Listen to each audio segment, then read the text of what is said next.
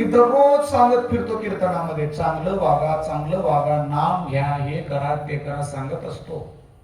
पण मला सांगा, 1000 वर्ष जरी असं सांगलं तर किती लोकांवर फरक पडणार आहे? नाही. ज्या दिवशी माझ्या आचरणामध्ये ते दिसतं ना, तेव्हा आपोआप फरक पडतो. आणि त्याच्याकरता माईकच लावावं लागतं, कीर्तनालाच उभा करावं लागतं, बॅनरच बांधावं लागतं, असं काही गरज पडत नाही. त्याकरता सहज बोलणे, हित उपदेश करुणी सायास शिकविते. संतांच्या झोपीमध्ये सुद्धा लोक सुधरून जातात. संत झोपले जरी, काही काहीच्या झोपीमध्ये बाजूचे पिसून पडून जाते, असे घोरतात. पण संत एखाद्या जागेवर झोपून जरी गेले, ती जागा भाग्यवान होऊन जाते. महाराज, ही संतांची, मला याच्यामधलं पूर्वजीवन सांगायचं आहे. संत म्हटलं की एक प्रतिमा असते असं समजण्याचं कारण नाही बरं. संत म्हणजे प्युअर त्याग असतो, संत म्हणजे तितिक्षा असते, संत म्हणजे खरतळ जीवन असतं. त्या संत जीवनाचं एकत्व जर सांगायचं म्हणलं, आचरणाचं दुसरं स्वरूप म्हणजे संत असतं. आणि त्याच्याकरता संताला शरण जायचं असतं. अभंगाचं पहिलं चरण.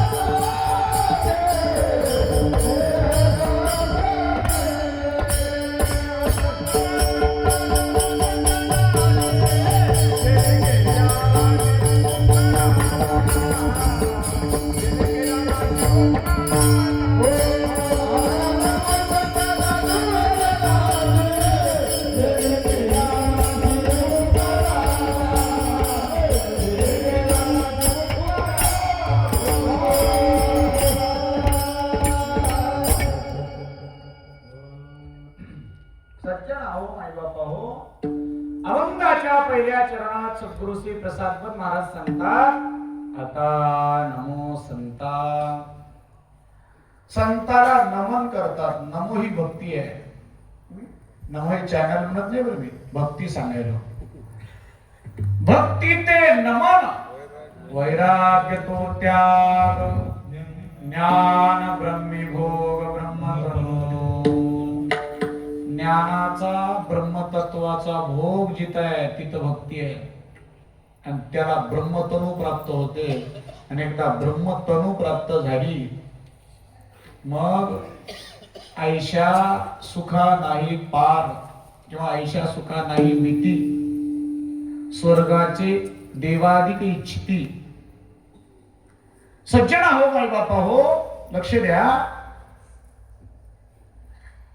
आता नमो संता साधू सज्जनाशी म्हणत असताना महाराजांचा नेमका अंतकरणातला भाव काय असावा याचा थोडा छेद घेऊ आपण.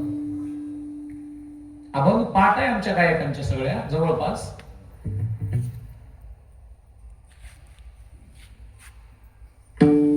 आता नमो, हे आता नमो म्हणत असताना आताच का नमो थोडं वाकडं बोट केलं की ओळखू येते. आताच का नमो, तर आता करता आपण थोडस विचार बघू. ज्ञानेश्वरीमध्ये आता शब्दाला एक अनन्यसाधारण महत्व आहे. आता शब्द फार महत्वाचा आहे. ज्ञानेश्वर महाराजांनी जेव्हा ज्ञानेश्वरी लिहिली, त्या ज्ञानेश्वरीमध्ये शेवटच्या प्रकरणात एक पसायदान नावाचं प्रकरण आहे 18व्या अध्यायामध्ये. आणि त्या पसायदानाच्या पहिल्या ओवीची सुरुवात आहे आता. तेवढंच मला स्पर्श करायचं आहे. तिथं आता ते कोण्या अंगाने वापरतात आणि अजून एका ठिकाणी माऊलींनी असं बऱ्याचदा त्यांनी वापरले. आता हे हृदय आपुले चौफाळुनिया भले वरी बैसौ पाऊले श्री गुरूंची. आता हे आता शब्द नेमकं काय आहे, तर जेव्हा आता शब्दाकडे पाहिल्यानंतर लक्षात येतं की या आताच्या अगोदरचा काहीतरी विषय असावा.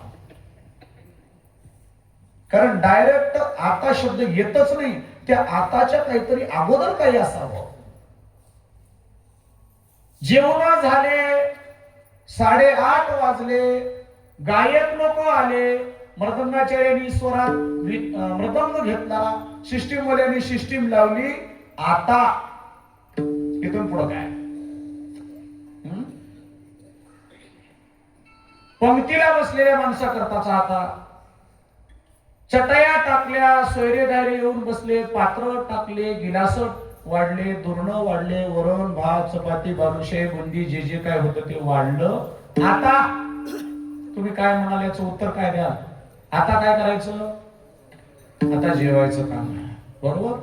जेव्हा सर्व साधनाचा विचार करून साध्याच्या विचाराकडे जाण्याच्या मधल्या काळाला आता म्हणतात. तुमच्या लक्षात यायला काय बघा बरं.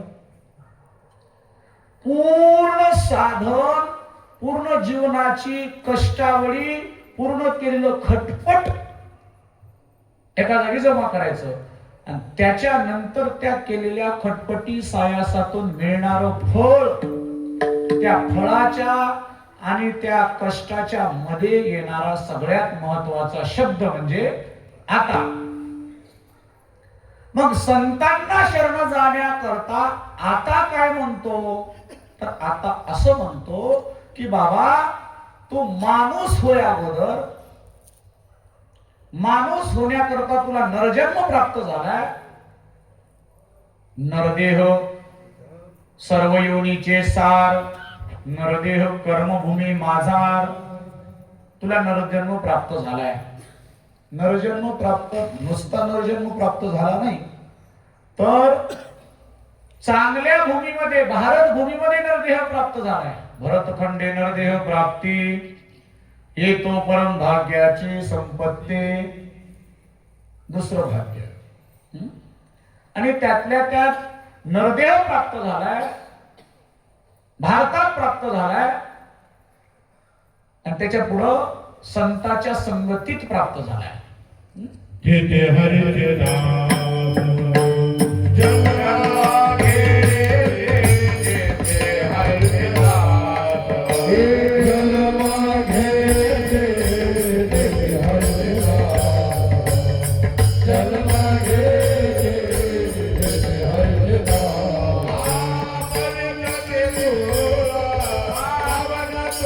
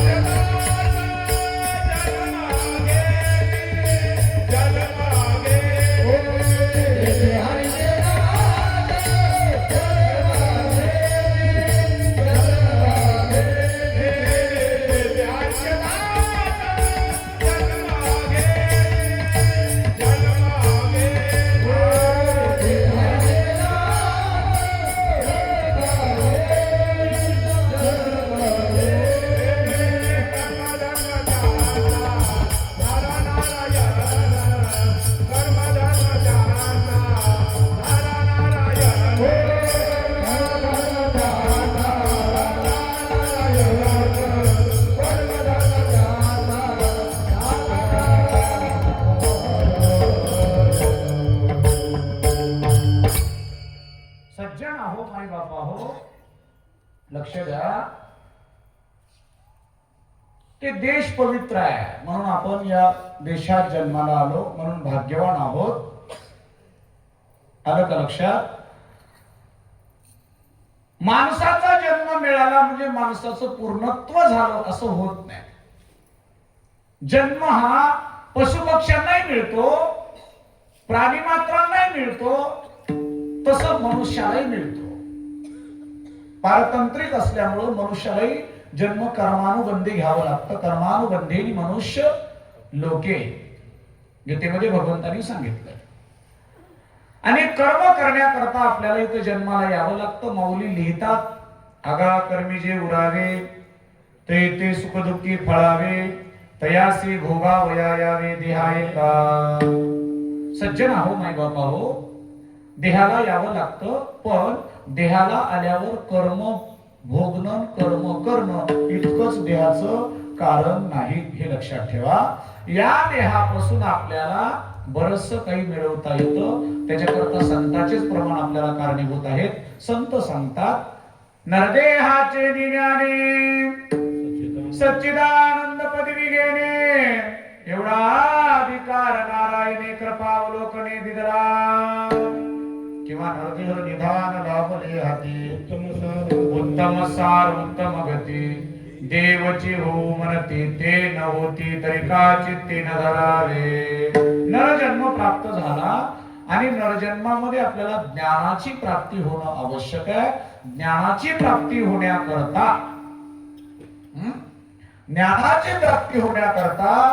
ज्ञान कुठं राहतं ते बघावं लागतं.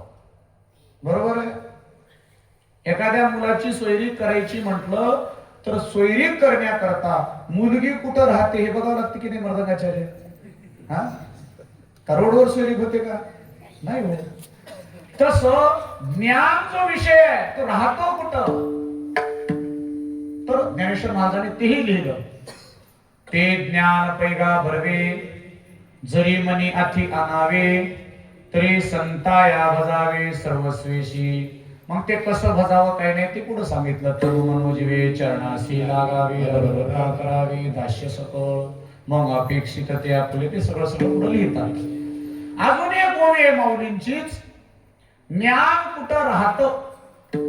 गुरुतेथ ज्ञान, ज्ञानी आत्मदर्शन, दर्शने समाधान अति जैसे. गुरूंच्या ठिकाणी राहतं, संतांच्या ठिकाणी राहतं. आता अजून एक तुमच्या मनातला भ्रम बाजूला काढतो मी. संत आणि गुरु हे वेगळे नाहीत बरं. देवते ते तर प्रमाण आहेत, देवते संत देवते, देव तर संत. पण कधी कधी असं होतं, माणसं बोलताना म्हणतात आमचे संत. तो आमचे संत म्हणण्याचा आपले संत म्हणलं तर अजून विशेष भाव वाढेल. आपले आपले म्हणलं की अजून जरा गोडवा वाढते. आपले माणसं म्हणलं की जरा अजून चहा चांगला होते. आमचे सोयरेलाही चांगलं करतात म्हणजे की तुमच्या सोयऱ्याच्या घरी निघा म्हणतात ते आमचे शब्द फार कठीणच आहे जरासा. मी काय म्हणत होतो, गुरु आणि संत हे सारखे आहेत. याला प्रमाण एक दोघं तुम्हाला ज्ञानेश्वर महाराजांचं, गुरु हा संत कुळीचा,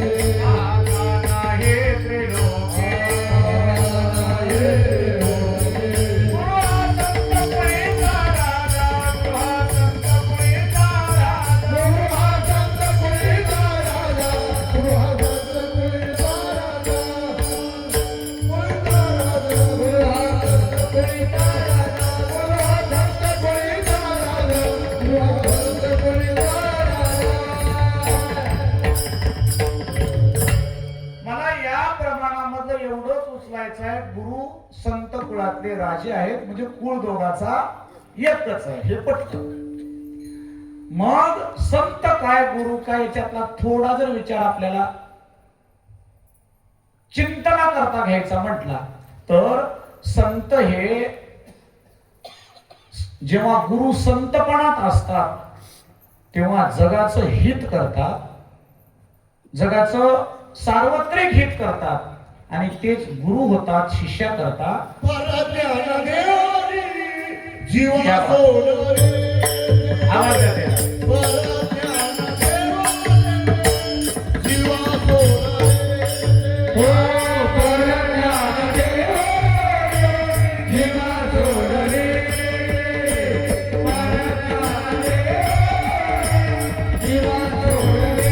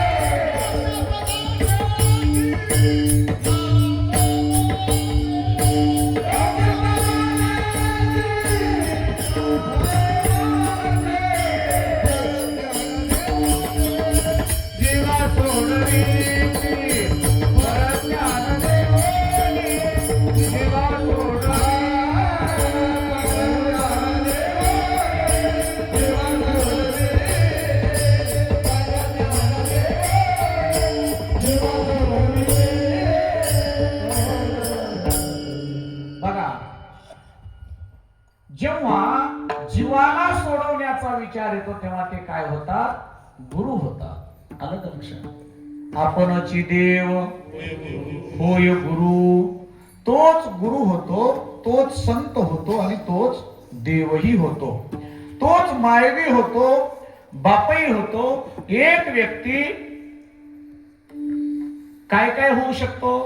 जसं व्यवहारामध्ये एक व्यक्ती, आता तुम्ही कोणाचे तर काय हा बाप हा बरोबर, मुलाचे बाप, बायकोचा बहीण नाही नवरा, नवरा बायकोचा नवरा, बहिणीचा भाऊ बरोबर, सासऱ्याचा जावई, मेवण्याचा दाजी बरोबर.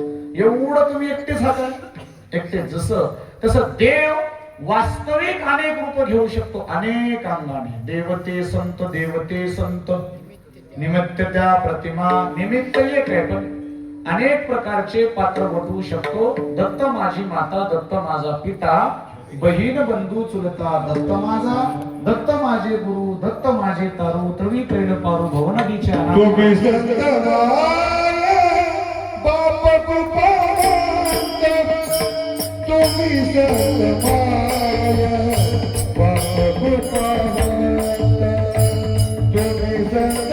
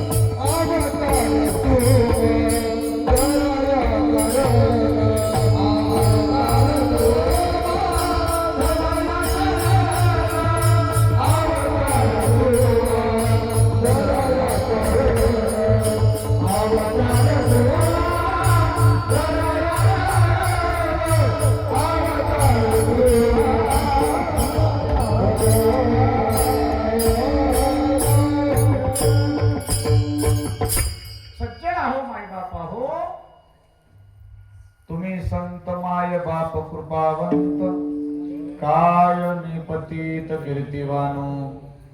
माई आहेत, बापही आहेत. पण एक व्यक्ती माय आणि बाप होऊ शकत नाही. हा, एक व्यक्ती नवरा आणि बायको होऊ शकत नाही, पण देव हे दोन्ही काम करू शकतो. आलं का लक्षात? म्हणून संतांचं जीवन आपल्याकरता फार महत्वाचं आहे. गुरु म्हणजे अक्षरे दोन, अमृताचा समुद्र जाण. त्या माझे बुडताक्षण केवी होय परेसा. गुरुचरित्रामध्ये धोंडीसूत मालू लिहितात, दोन अक्षराचाच गुरु आहे. गु म्हणजे गुणातीत, रू म्हणजे रूपातीत. या दोन्ही गोष्टीचं खंडन करून पलीकडे जातो म्हणून गुरु, आणि गुरु चहुमुक्तीचा दाता म्हणून गुरु. गुरुदेह चालविता हरे पातकाची व्यथा. गुरुचे स्मरण केलिया. स्मरण केल्यावर गुरुचं त्या ठिकाणी जीवन कळतं. तसं संतांच्या जीवनाकडे जात असताना आपल्या जीवनाला आधी कष्टानं व्यापवावं लागते, आधी सायास करावं लागतात, बहुकष्ट करावं लागते. तेव्हा या अंतःकरणामध्ये भगवत प्राप्तीची लालसा निर्माण होते. आणि ज्याच्या अंतःकरणात भगवत प्राप्तीची लालसा निर्माण झाली, आता काय करायचं? आता एकच करायचं. ज्याला देव पाहिजे ना, तुझं भावा हे देव, हे प्रमाण इथं जोडायचं. तरी हा सुलभ उपाय. कोणता उपाय करायचा आहे? आता इथून पुढे आपल्याला आता बघायचंय. काय बघायचंय? जे महाराजांनी आता सांगितले ते बघायचंय. आता नमो, आता नमो करायचंय, नमो नमन करायचंय, वाकायचंय. नमन ही भक्ती वाकायला लावते. विनम्रता आहे, नमन ही भक्ती वाकणं आहे. विनम्रता आहे, निरहंकार आहे, अगर्व आहे. अगर्वता करावे दास्य सकल. गर्वहंता सोडून शरण जा सद्गुरुनाथा. गुरु करील कृपा दृष्टी तेव्हा गुरु होईल वेता. आता आपण दुसऱ्या शब्दाकडे आलो. आता शब्द झाला. आता नमो. नमो म्हणजे काय? नमन. नमन म्हणजे वाकणं. आणि माणसाने वाकावं म्हणून मंदिराला दरवाजा छोटासा असतो. छोटासा दरवाजा आपल्याला काय शिकवतो? ऊर ताणून येऊ नको बाबा, इथं वाक. वाकायचं आहे ते. म्हणून पूर्वीच्या काळात बघा, हेमाडपंथी मंदिर बघा, जुने कुठलेही मंदिर बघा, ते छोटीशी असायची. आता माणसं वाकत नाहीत म्हणून मंदिर बांधणाऱ्याला सुद्धा दरवाजे मोठे करावे लागले. पण वाकलं पाहिजे. येत थोरपण परा सांडीजे, येत उत्पत्ती आग विसरीजे, ते जगा धाकुटी होईजे, तरी जवळ एक माझी.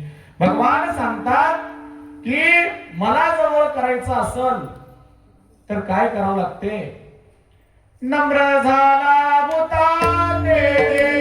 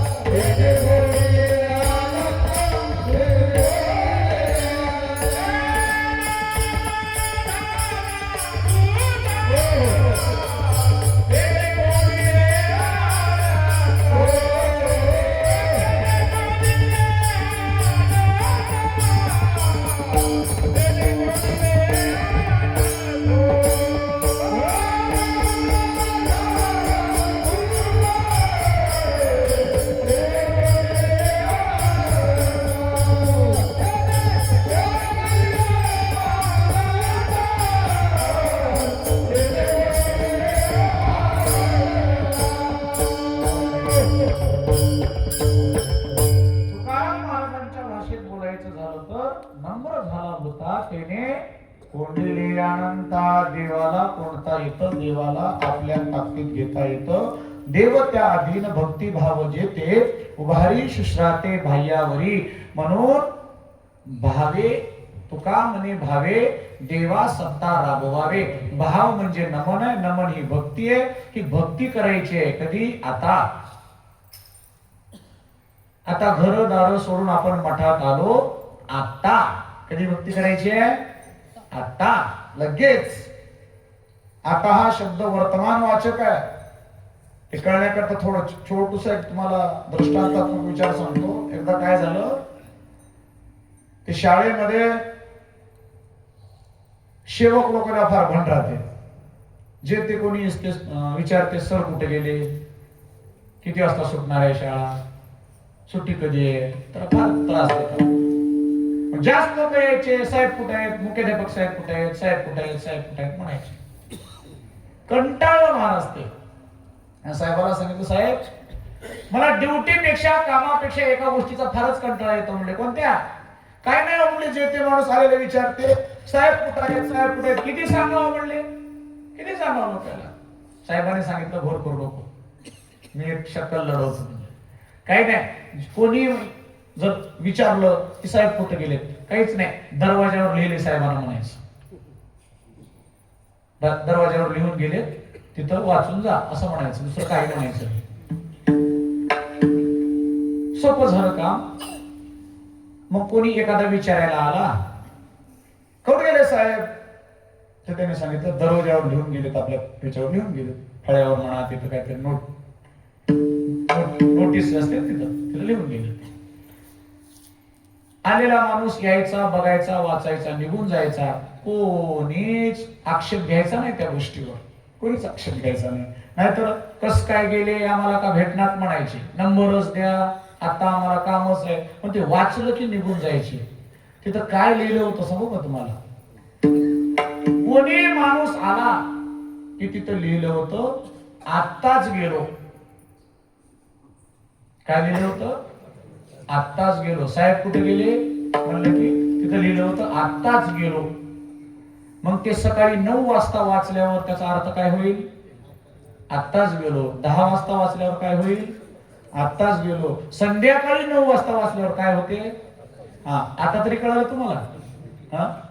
होय, आता तरी कळालं. आता ह्याच्यापेक्षा मला हे कळलं गेल्यावर ह्याच्या पुढचा एक आता सांगावं लागते. हे कळतील प्रभू.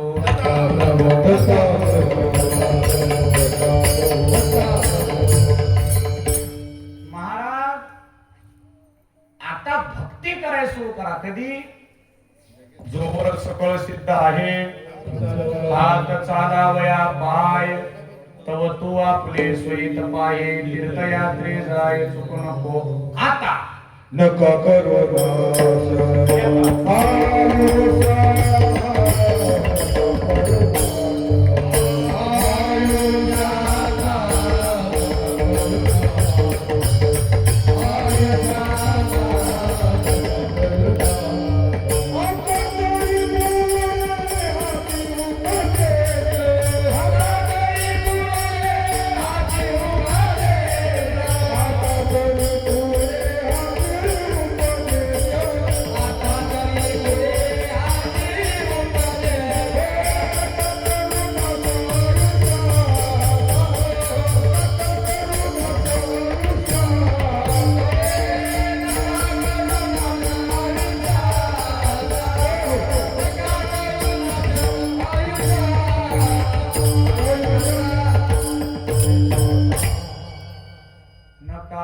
नास आयुष्याचा.